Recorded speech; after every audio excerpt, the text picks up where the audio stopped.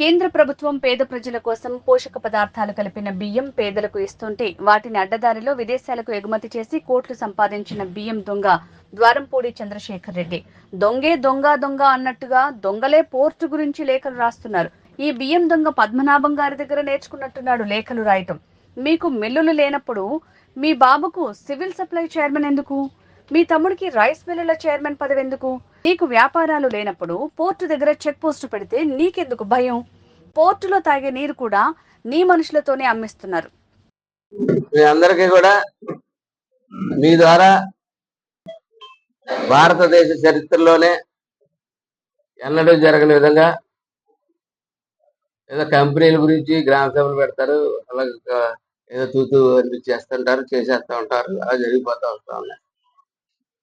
ప్రజల అవసరాల కోసం, ప్రజల కోసం రేపు 23వ తారీఖుని ముఖ్యమంత్రి చంద్రబాబు నాయుడు గారు ఆదేశాల మేరకు ఉప ముఖ్యమంత్రి పవన్ కళ్యాణ్ గారు ఆయన డ్రీమ్ గ్రామ స్వరాజ్యం రావాలా, గ్రామంలో సంస్థలు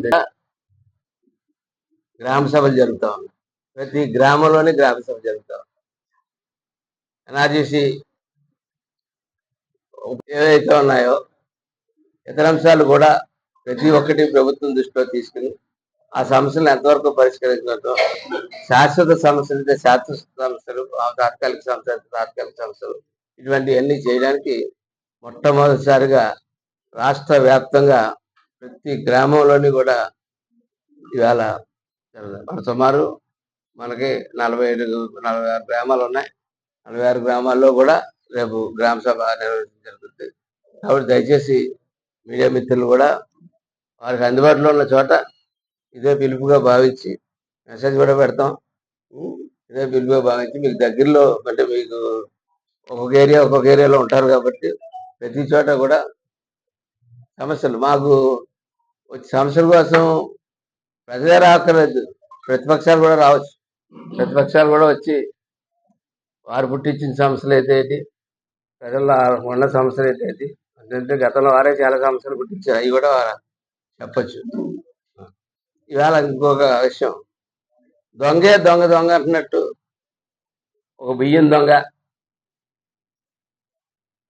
పోషకార్థాలు కలిపినటువంటి బియ్యాన్ని కేంద్ర ప్రభుత్వం పోషక పదార్థాలు లేవని చెప్పి పీడిఎఫ్ బియ్యంలో పోషక పదార్థాలు కలిపి మన దేశంలో ఉన్న